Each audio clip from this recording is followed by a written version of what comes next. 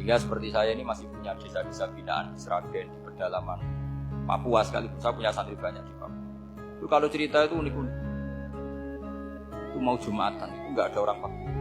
Sudah datang setengah 12, itu datangnya 3 jam. Di situ mau ketemu santri 3. Semua, karena ya akhirnya mereka tanya gini Bang. Pertanyaannya itu, Gus, boleh nggak Jumatan orang 3? Secara fikih Syafi'i kan harus orang 4. Kemudian mereka tak bilang, "Mbok sholat duhur saja." Mereka nggak mau. Wong Jumat-Jumat kok duhur. Harinya kan Jumat, masa sholatnya?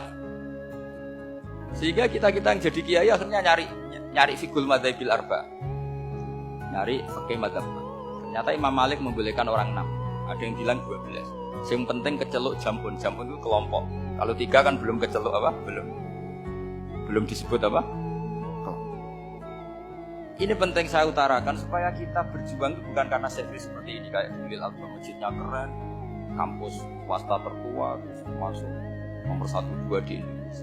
Oke, kita syukur dengan kebesaran. Tapi yang namanya dakwah itu menjadikan orang tidak tahu menjadi tahu, termasuk kepada desa-desa tertinggal. Sama. Yang namanya menteri itu pembantu presiden untuk memenuhi kebutuhan rakyat tadi.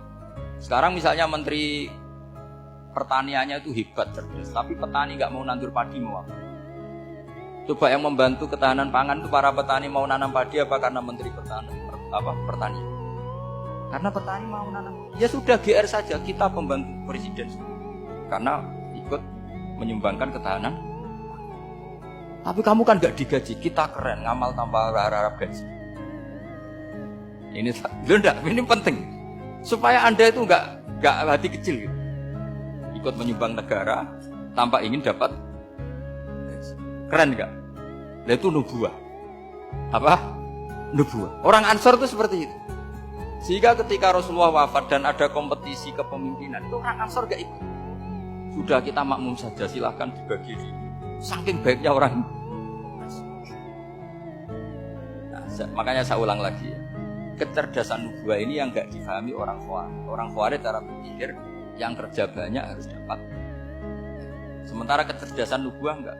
Yang biasa memberi terus memberi saja biar derajatnya tetap al-yadul ulya.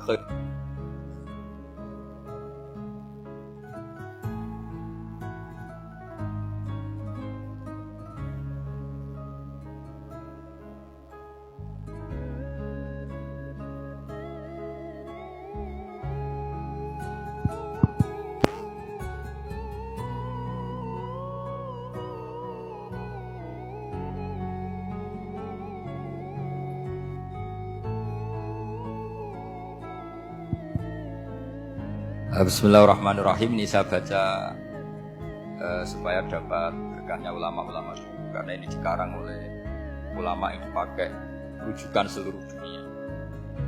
Begini, qala Ibnu Taimiyah, ma'rifatu sababil nuzuli yu'inu ala fahmil ayat.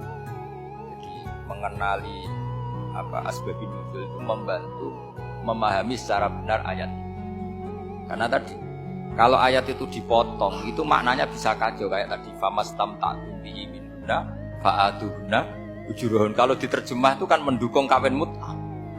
Kalau terjemahnya saja, perempuan siapa saja yang pernah kamu nikmati, yang penting kamu bayar. Itu kan aliran sesat dan menyesatkan. Itu konteks asbabun nuzul tidak seperti itu. Perempuan yang sudah menjadi istri kamu, seorang lagi perempuan yang sudah menjadi istri kamu, jika sudah kamu hubungan intim maka maharnya harus dibayar penuh. Tapi kalau belum hubungan intim, maharnya hanya wajib separuh. Fanis suma farotum illa ayafuna au yafu alladhi biyadihi uqdatun nikah.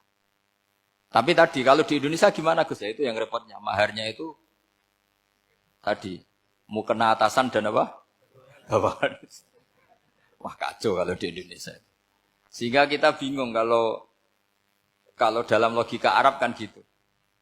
Bayangannya kalau cerai, kata Allah, fala ta'khudhu minhu syai'an.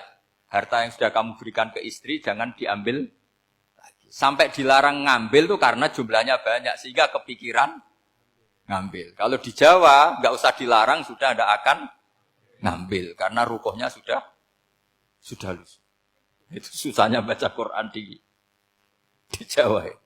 Karena dari awal maharnya terlalu apa? kecil.